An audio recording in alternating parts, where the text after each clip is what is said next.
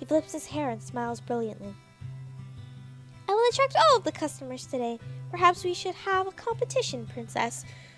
No, Karma. I love you, but no.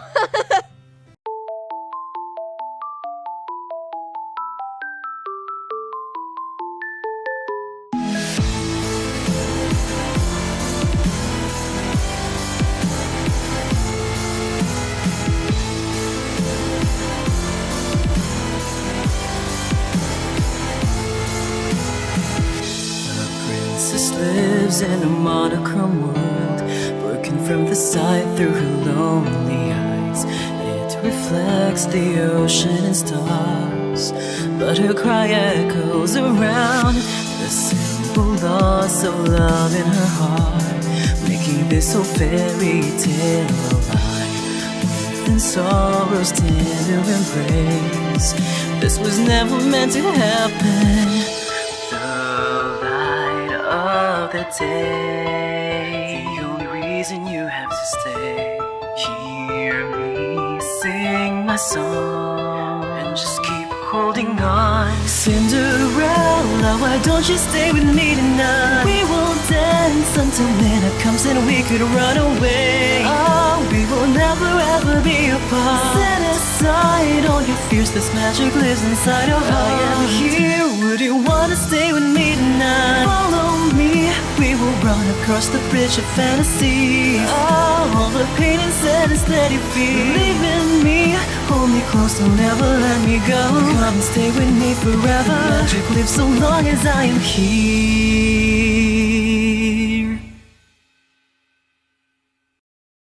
What's up, guys? The name's Rita Jugnil, and welcome back to Cinderella Phenomenon. So last where we left off, we got more advice from Rumpel about how to do good deeds. We tried to flirt. That one failed miserably though, because she was like, I can't do this. Sometimes that's me, but other times it's like, I can do this without no problem. And other times it's like, wait, I'm flirting? How is this possible? I can't flirt. But we got to bond a little bit more with Rumpel and with Anise. I'm actually really happy that we get to bond with Anise more, because I really wanted to be friends with her as well. Like how we bonded with Emmeline and Rod's route. I was so happy that we were able to like be more friendly to her and be friends and actually accept her as a sister. That was so cool. I hope we could really do the same thing with Anise. But we're gonna continue because we have more Rumpel here. So let us continue. Let's continue. What a brilliant day. The sun is shining, the town is full of laughter, and I have my sweet princess here to accompany me. I cannot help but groan at Rumpel's optimism. Because we were both sent out to run errands. Because everyone thinks we make a wonderful couple. That is not it. No, because we're partners. Partners? A couple. It may as well be the same thing. He has a point, but at the same time, no. Half of the time Rumpel says some deep things, but then he says things like that. It's like he has two personalities. True. No, it is not the same thing at all. I take out the list and scour it for the things we need to buy. More than half of it is already crossed out. I glance at the bags Rumpel is carrying. He refuses to let me carry any of them, insisting that it would be impolite to force the load on me. That leaves me with list duty. This is more laid back than what I have to do at the Marchen. Okay, now we have the general medicine restock for Anise. My area of expertise. Never fear, my sweet princess. I will find everything we need. We already have a list. But Rumpel just hums enthusiastically as we continue our way, and I am not entirely sure if he heard me or not. We arrive at the little medicine shop in the central plaza. A man exits through the front door, coughing so loudly people turn their heads to stare at him. I wait for the man to pass so that I can open the door to the store, but then I notice that Rumpel hasn't budged beside me at all. His eyes do a quick scan of the man before he slowly begins to walk toward him. Sir, you are sick. Eh? What's it to you? Even if I was sick, lad, there's nothing I can do if I don't have any money. Besides, it's not like this will kill me. It's just a cough.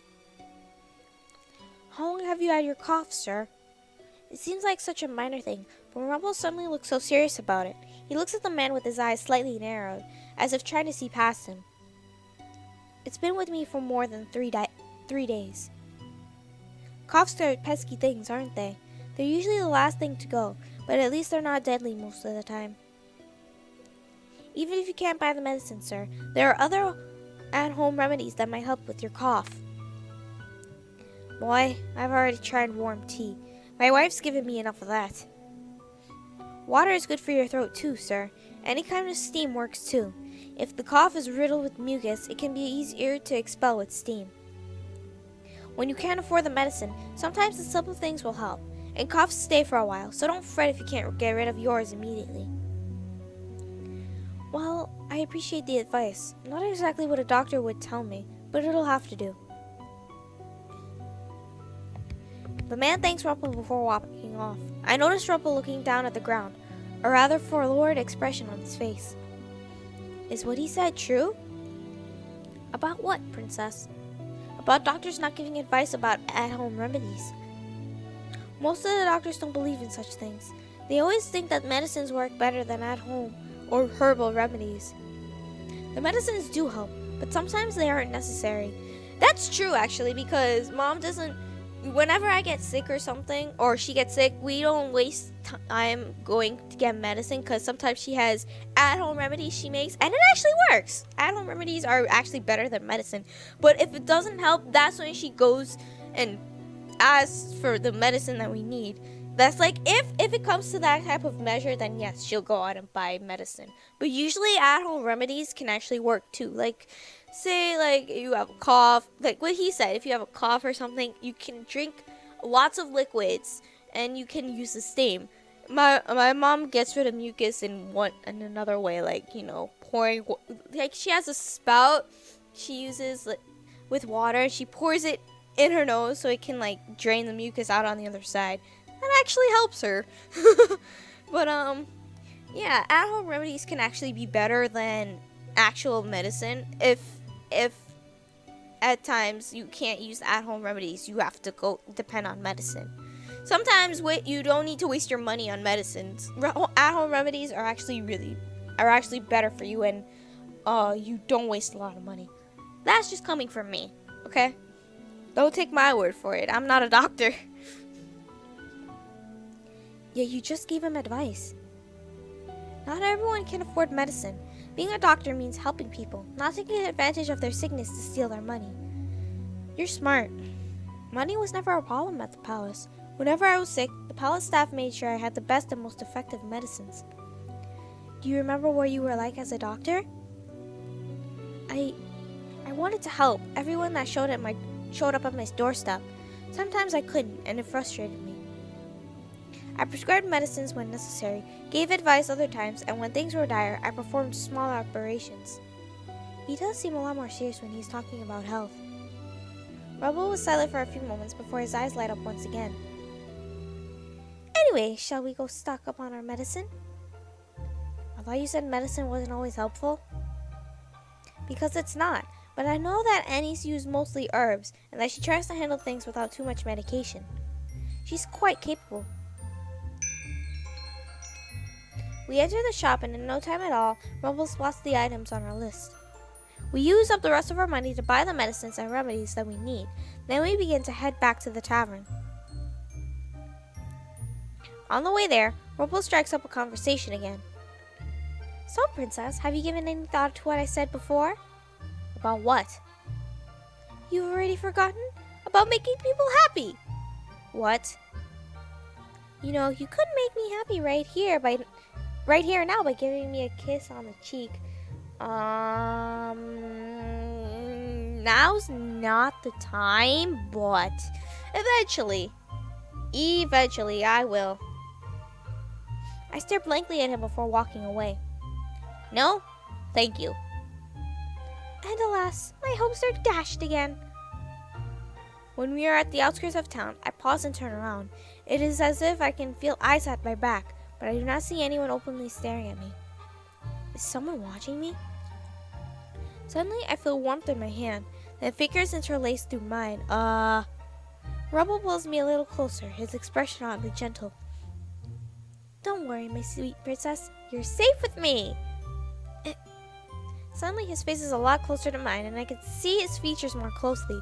It is like the night in the forest, except his face is not marred by the same shadows. There is caution in his eyes, but it is not directed at me. Did you see someone following you?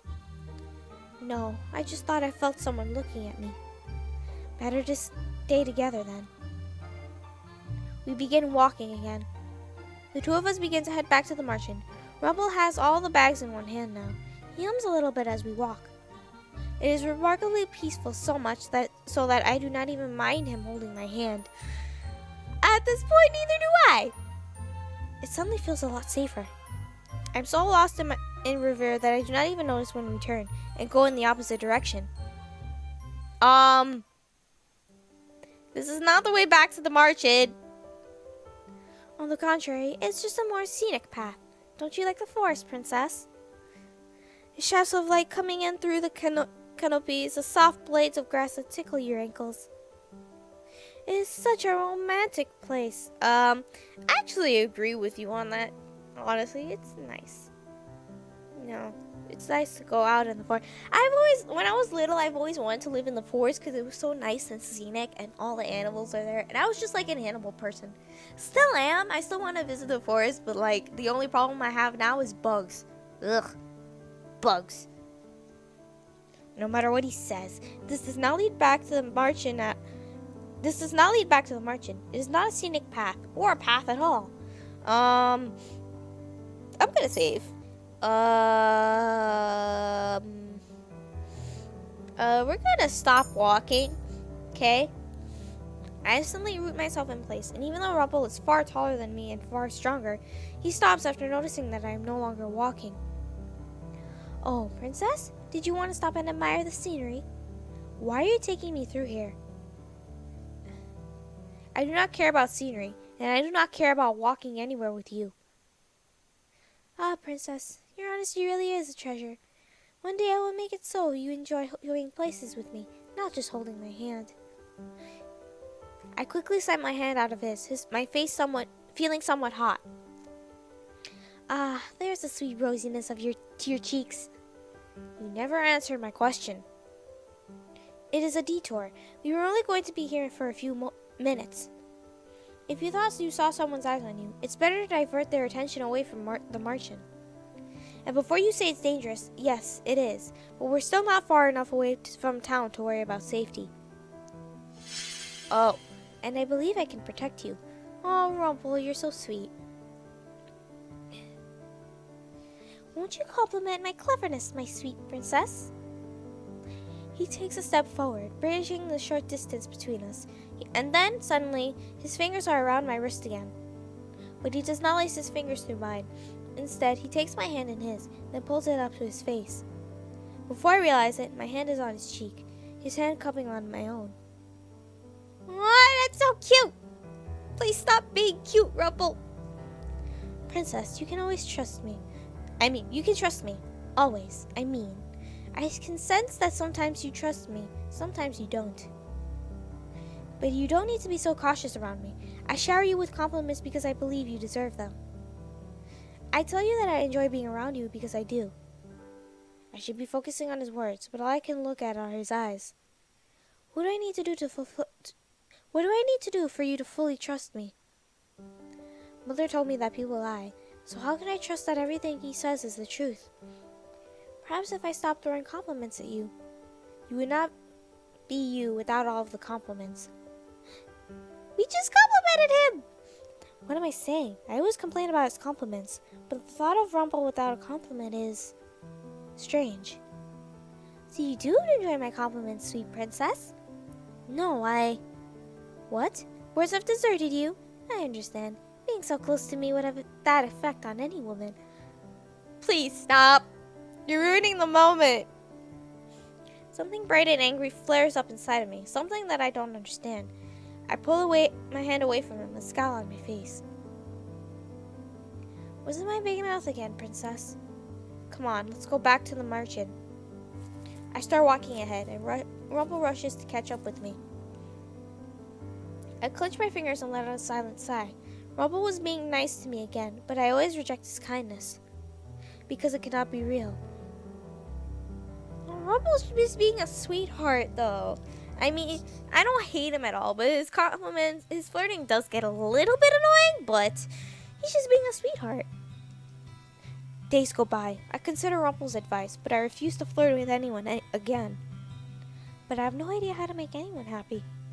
Rumpel told me that I cannot make anyone happy without knowing anything about them and listening to them like I did with Anise. But what reason do I have to listen to people?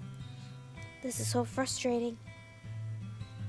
Days later, Rumpel and I sit at a table waiting for our work orders. Rumpel is on the verge of conversation when we suddenly hear Parfait speaking in the doorway. Rumpel picks up on the words before I do and rushes over to the front door. He looked almost nervous. Who is at the front door? I excuse myself briefly, telling Anise that I will be back. I make my way over to the front door, and there I see 3 people in conversation. There's Rumpel and Parfait and a very pale man. The pale man looks like death itself, like he might just kneel over. I can help him. Rumpel. He needs help. He can stay in my room instead. I can even restock the medicines on my own if need be. So please, let me help him. There's a desperation in Rumpel's eyes that I have never seen before. He looks at Parfait pleadingly, all the while holding the man by the shoulder to steady him. What is happening? Oh, Princess, the man heard about Rumpel through one of the men at the tavern. He's sick and doesn't have a lot of money to pay for treatment. He came here seeking Rumpel. He must have been able to find this place because he was cursed. Does he even have the money to pay? Rumpel turns to me with a frown on his face. I have never seen him look at me so sternly. Princess, you remember what I told you before. He was insisting that a doctor's #1 priority was to help their patient, regardless of their monetary situation. Take him to your room then, Rumpel. I will have Anise assist you, if she's willing. No, Anise does not need to worry herself. I think she'd want to help you. The 2 cut their discussion short when the man starts coughing and a terrible hacking cough that paralyzes him. Rumpel steadies him and then he begins to slowly move him toward his room. Don't worry, Princess. He'll be fine. What? I can see the worry on your face. Rumpel will be fine. Why would I worry about Rumpel? Because you like him. Slightly. Because it's not like you to worry about someone you don't know at all.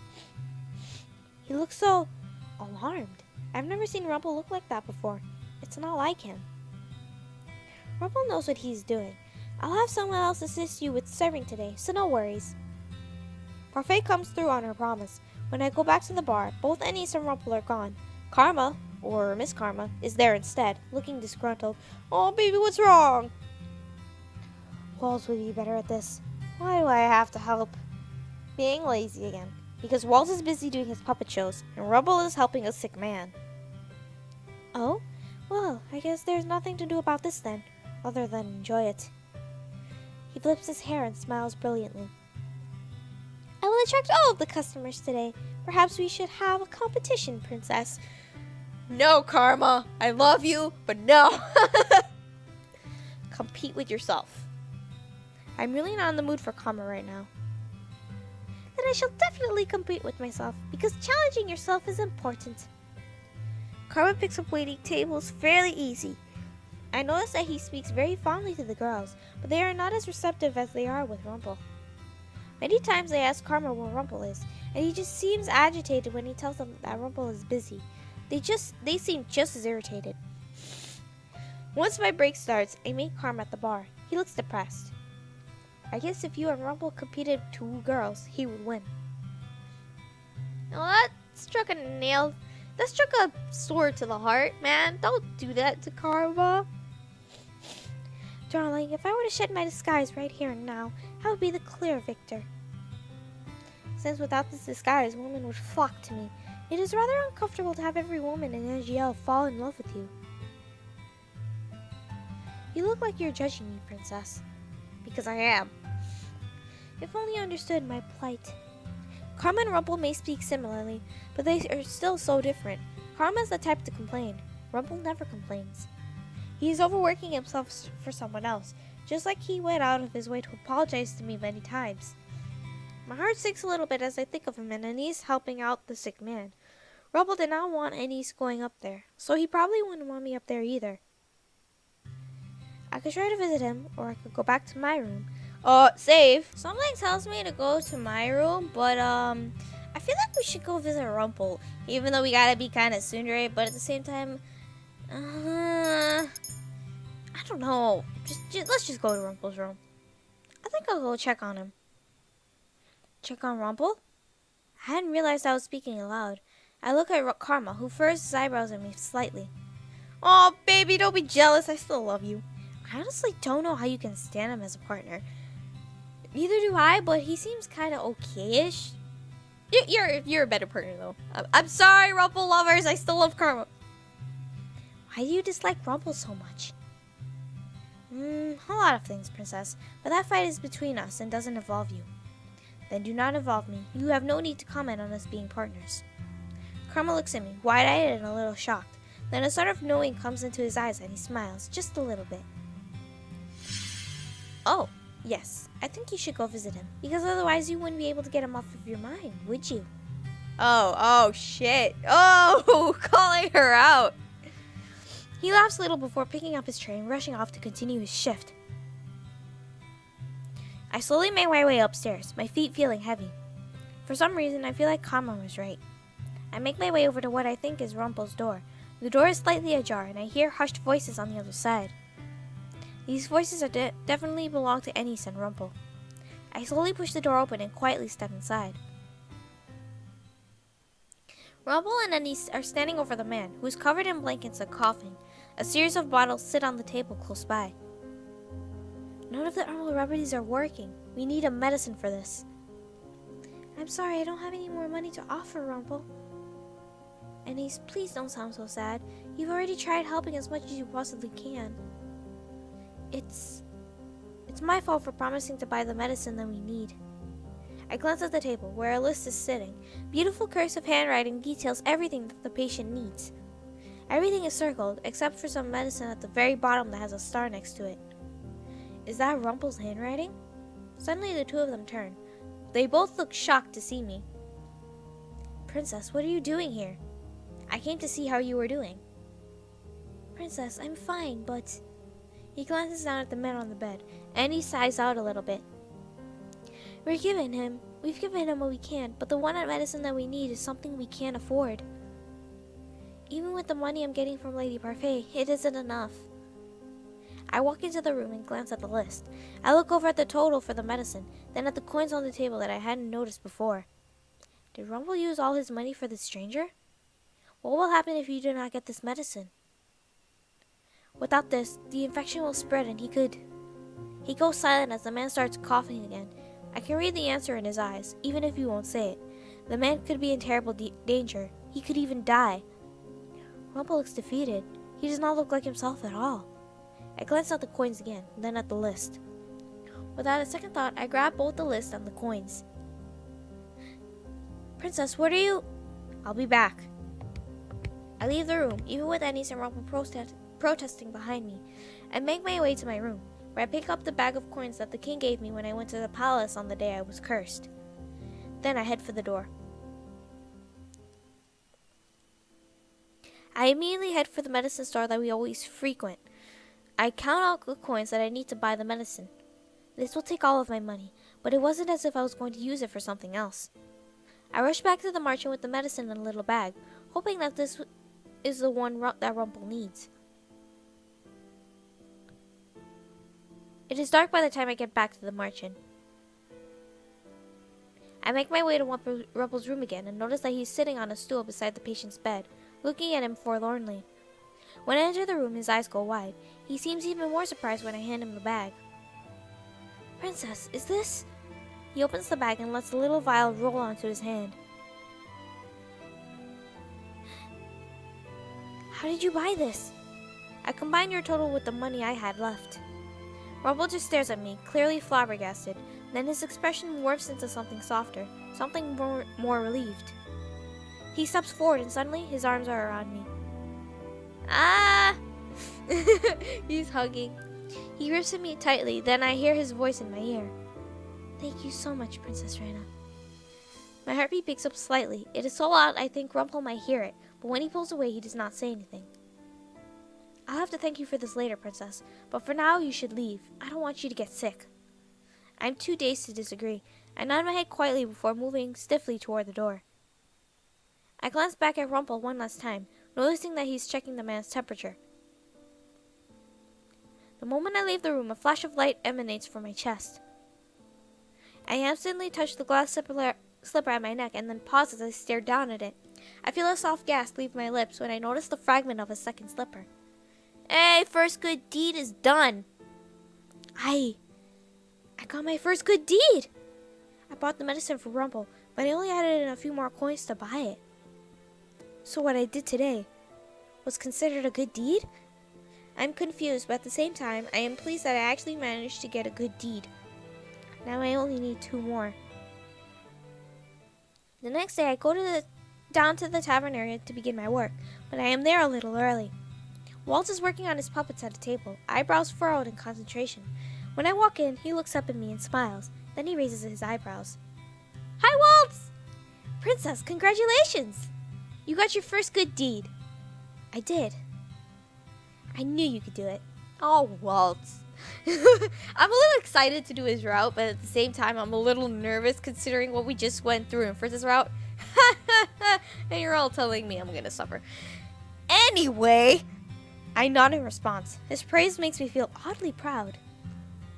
I continue my usual work, keeping an eye out for Rumpel as I work my shift, but he never appears.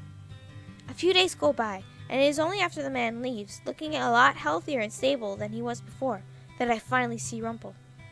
He and the man speak at the front door to the tavern. No, really, sir, I couldn't take anything from you. Nonsense, you saved my life. I need to pay you back somehow. The man is holding money out to Rumpel, but Rumpel just shakes his head. I notice that there are dark circles under his eyes, and that he looks tired. I didn't help you for the money, but I insist. That money could be spent on better things, like your family. You may not take my money, but I promise I will pay you back. Your health is all the reward I need, I promise. I can't thank you enough. After the man leaves, I approach Rumpel. He turns to me and leans against the door. His smile is still tired, but bright. Ah, Princess, come to heal my weary body, perhaps. I would so love another hug. Oh, blushes. My face becomes hot at the memory of Rumpel's hug from the other day.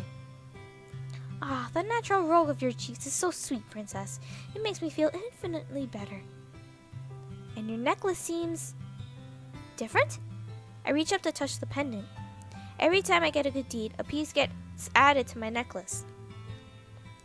Oh, right! You helped with the medicine the other day. Of course that was a good deed, Princess. It was very selfless of you. Thank you again for that. That man tried to thank you too, but you refused his money. Why? And why did you spend your money on him? Because life is invaluable, Princess. No amount of money could ever be more important than a person's life. Even if it is someone you do not know? Yes, because everyone has a life, Princess. They have loved ones, families, sweethearts. And if I can help them, I will. And I will gladly spend any amount of money to do so. Okay, fine. But why did you not accept any money from that man? Because no amount of money... You needed that money. How are you going to buy some more medicines without any money? Rumpel's eyes widened. He was clearly not expecting me to ask that question. But he said before he didn't have much money, and it was true. I can't take money from him when he doesn't have much of it to begin with. He was thanking you with money. You should have accepted it. Parfait pays you, does she not? Rumpel's shoulders sag when he sighs. Yes, even though I won't accept the money from her face to face, she has to sneak it into my wallet. If she does that, why not just accept it from her? I'm trying to make a statement, Princess. And Parfait does not seem to care because she sneaks the money into your wallet regardless. Ah, you have a point there. You're stubborn. Like me! Kind of. We both are. Now I have a question. Why did you use your money on that man? You knew nothing about him. Did you do it for him? For yourself? Or for me, perhaps? Shut up. Rumpel grins at me mischievously. Even with his tired eyes, I can still see the bright cheer in them. Hit the nail right on the head. Again. You're becoming easier to read, my sweet princess. Well, no matter why you did it, thank you. That medicine was necessary to help that man. I still don't think you should have accepted money from him. You helped him, and did him a service no one else would. You should have accepted his gratitude. Princess, I told you. I crossed my arms and frowned at him. You're so stubborn. Rumpel's smile falters, and he just looks at me sadly, almost guiltily. For some reason, the sight of him in such a state makes my heart sink. Wiped off that frown, you look better with a smile. Rumpel stares at me, shocked. Why is he staring at me like that? You like my smile? What? I did not say You like my smile, and you complimented it too. Princess, you have no idea how much this means to me. Rumpel throws his hands into the air. I resist the urge to roll my eyes at the exaggerated reaction. Oh, Rumpel, you're such a sweetheart. You get compliments all the time from women. Yes, but none as honest as yours. That compliment is valuable because I know you absolutely meant it. So I will keep those words close to my heart because they are precious to me. It wasn't anything like the spectacular compliments he gives, yet he still looks so happy. You two seem to... Oh, God. Yawns. You two seem to be getting along. Parfait appears behind us with a smile on her face. Sorry to interrupt, but Rana, Karma is slowly drowning in table work. Would you help him? Of course I'd love to help my lovely husband. Oh, I mean, friend. Yeah, friend. Friend. Yes, of course. Rumpel looks disappointed as I am sent back to the bar, where Karma expresses immediate relief that I am back. Hello! Rumpel retires to his room early that day, and he is given the day off. Both Allure and Parfait can see the tiredness on his face just like I can. He does not reappear for the rest of the day.